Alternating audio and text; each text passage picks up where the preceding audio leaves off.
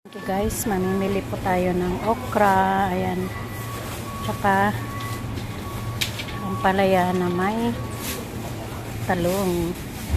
Magluluto po tayo ng pakbet ngayon guys. Ayan, pero mas maganda po yung yung mas maliliit na palaya. Ayan, tas kamatis. Ito po ang gagawin natin, mas masarap. Wag lang yung hinog guys, ito yung yung malilit ng palaya. Mas mapait, mas masarap. Yung kamatis nila guys, magaganda po yung kamatis mo. 150 ang 1 kilo. Titingin po tayo ng kalabasa at marami pa pong ayan. Masarap po siya talaga pagpakbet. Kalabasa po ay ayun, nandito po yung kalabasa.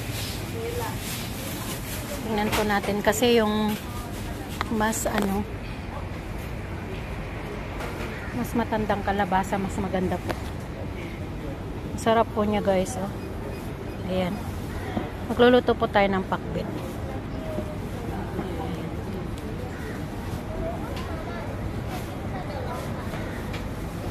Okay guys, thank you for watching.